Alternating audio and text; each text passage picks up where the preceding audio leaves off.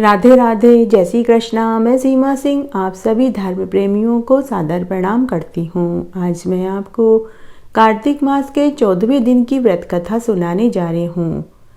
जो मनुष्य कार्तिक मास में महादेव जी के तेल का दीपक जलाता है और जितने समय वह दीपक जलता है उतने ही समय के करोड़ गुना समय होकर वह मनुष्य शिवलोक में वास करता है। जो मनुष्य भगवान शिवलिंग की पूजा बिल्व पत्र, कच्चे दूध, दही और घी से करता है और घी का दीपक जलाता है, वह भगवान शिव के लोक में वास करके जीवन मरण के चक्र से छूट जाता है। भगवान को दीपक जब भी जलावें तो दीपक के नीचे गेहूं या सप्त धान्य रखकर ही चढ़ावें। ऐसा करने से इसका फल असंख्य गुना मिलता है। जो मनुष्य दीपक के नीचे गेहूं रखकर दीपक जलाता है उसके घर में धन धान्य की वृद्धि होती है। वंश की जड़ हमेशा फलती फूलती है। राजा पृथु नारद मुनि से कहने लगे कि हे देवेंद्र, आप मुझे दीपदान की महिमा का महात्म्य सुनाइए। तब नारद मुनि राजा पृथु से कहते हैं कि हे राजन, आज मैं आपको दीपदान के महात्म्य को सुनाता हूँ और साथ ही एक पौराणिक कथा भी सुनाऊंगा, तुम ध्यान से सुनो। नारद मुनि राजा पृथु से कहते हैं कि जो मनुष्य कार्तिक मास में दीप दान करते हैं उसके सभी पाप कर्म नष्ट हो जाते हैं। इसके बारे में नारद मुनि राजा पृथु को एक कथा सुनाते हैं। वो कथा इस प्रकार है। एक बार की बात है, द्रविड़ देश में एक ब्राह्मण अपनी पत्नी के साथ रहता था। उसकी स्त्री बड़ी दुष्टा और दुराचारिणी थी।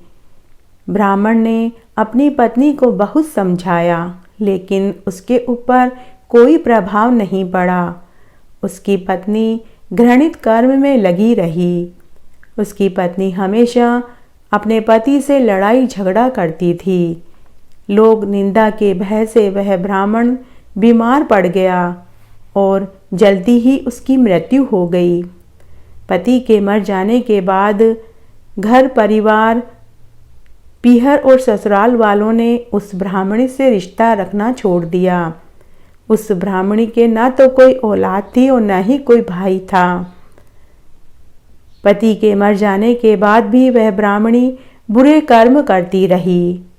तब एक दिन जब उसके पाप का घड़ा भर गया तो उसके पूरे शरीर में कोढ़ हो गया। पूरे शरीर में खून रिसने लगा। उसके कर्म इतने बुरे थे कि पहले से ही कोई उससे बातचीत नहीं करता था। जब उसके शरीर में कोढ़ हो गया तो उसके पास सबने आना जाना बंद कर दिया।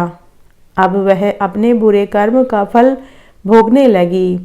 तब एक दिन की बात है, एक तीर्थ यात्रा करने वाला एक ब्राह्मण पुरुष उसकी कुटिया के आगे से गुजरा तो उसने कुटिया के बाहर किसी स्त्री की रोने की आवाज़ सुनी। तब वह ब्राह्मण कुटिया का दरवाज़ा खटखटाने लगा।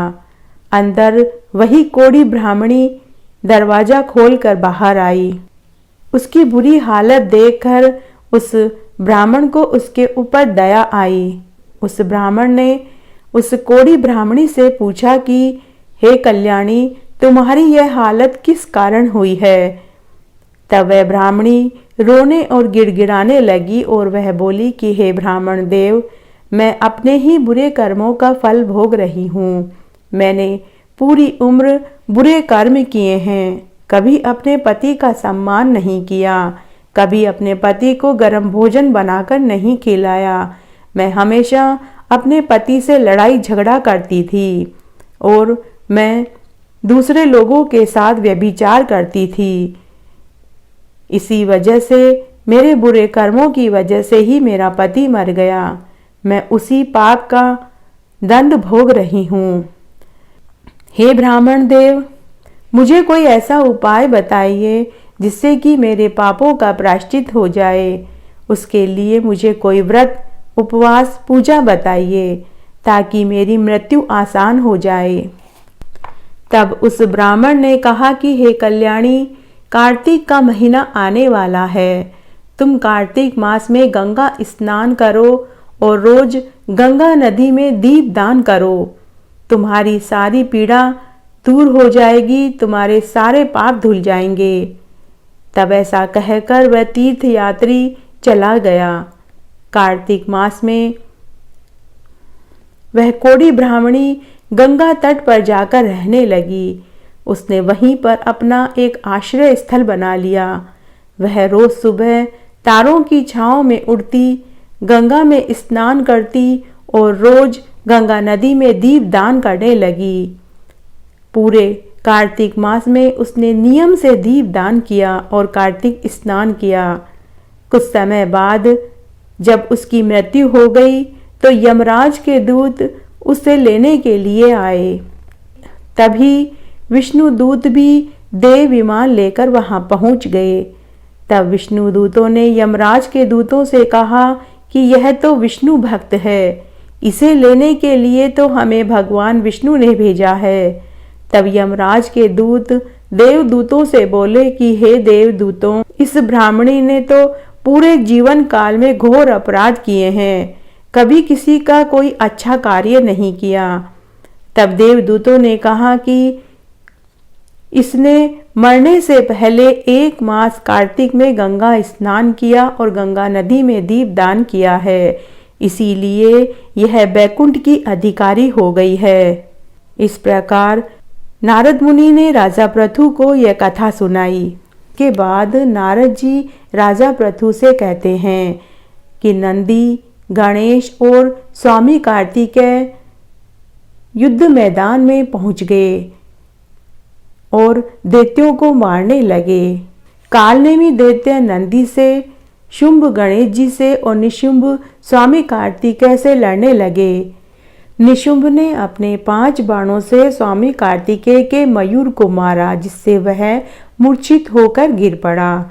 इसके बाद कार्तिकेय क्रुद्ध हो गए और शक्ति को ग्रहण करके उन्होंने निशुंभ के ऊपर तेज वेग से बाण मारा, जिससे वह गिर गया।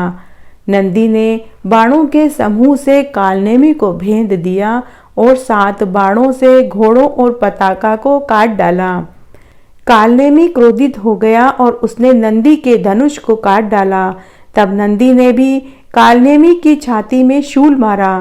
शूल के लगते ही वह उठ खड़ा हुआ और उसने घोड़ा और सारथी वाला कालनेमी पर्वत के शिखर उखाड़कर उसने नंदी को गिरा दिया।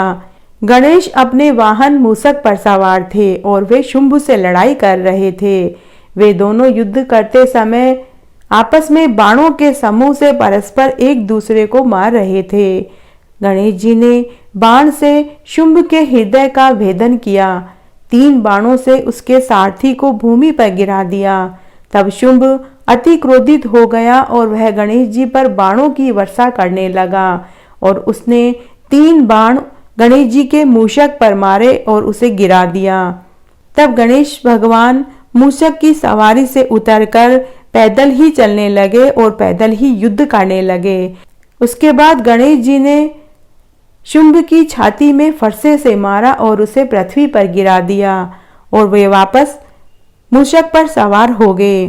तब कालनेमी और निशुंभ दोनों एक साथ गणेश जी को बाणों से मारने लगे। महाबली वीरभद्र ने जब उनको पीड़ित देखा तो वे अनेक दैत्यों के ऊपर बरस पड़े। कुष्मांड, भैरव, वेताल, योगिनियों के गण, पिशाच योगिनियों के समूह, ये सब वीरभद्र के साथ हो गए। तब किलकिला शब्दों और सिंह नादों से और बाणों से पूरी धरती कंपायमान हो गई। सभी भूत और दैत्य दौड़ने लगे। सभी भूत दैत्यों का भक्षण करते हुए उछल कूद करने लगे और नाचने गाने लगे।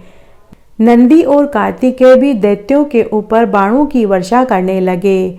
छिन्न भिन्न मारे गए, गिरे हुए, मार खाए हुए दैत्यों का मुख मलिन हो गया और वे युद्ध का मैदान छोड़कर भागने लगे। तब सागर पुत्र जलंधर ने अपने सेना का ऐसा हाल देखा तो वह क्रोधित होकर पताका वाले रथ में बैठकर गणों के सम्मुख पहुंच गया। हाथी, घोड़े, रथों के शब्द, शंख और भैरी के शब्द दोनों सेनाओं में सिंहनाद होने लगा। जलंधर के बाण समूहों में आकाश और पृथ्वी का मध्य भाग ढक दिया।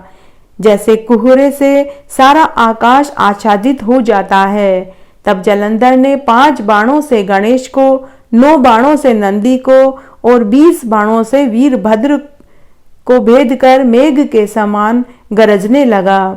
तब कार्तिकेय ने उस जलंधर को अतिशीघ्र अपनी शक्ति से वेदन किया। शक्ति के लगने से जलंधर व्याकुल हो गया और गोल गोल घूमने लगा। तब जलंधर ने क्रोध करके कार्तिकेय को गदा से मारा। तब वे भूमि पर गिर पड़े। इस प्रकार नंदी को भी वेग से भूमि पर गिरा दिया। तब गणेश जी क्रोधित हो गए और गदा को फरसा से काट डाला। वीरभद्र ने उस दानव के हृदय में 3 बाण मारे। 7 बाणों से उसे और उसके घोड़ों को, पताका को, धनुष और छत्र को काट डाला। तब जलंधर क्रोधित हो गया और शक्ति मारकर गणेश को गिरा दिया। फिर दूसरे रथ पर चढ़ गया और क्रोधित होकर वीरभद्र पर दौड़ा। सूर्य के समान कांति वाले वे दोनों परस्पर युद्ध करने लगे। तब वीरभद्र ने अपने बाणों से उसके घोड़े को गिरा दिया और जलंधर के धनुष को काट डाला। तब नारद मुनि राजा पृथु से बोले कि उसने शीघ्र जाकर परिध से वीरभद्र के मस्तक पे मारा। वीरभद्र के सिर से खून की धारा बह निकली और वीरभद्र पृथ्वी पर गिर पड़ा। इस तरह आज मैंने आपको कार्तिक मास के 14वें दिन की व्रत कथा सुनाई। आशा करती हूँ यह आपको जरूर पसंद आएगी।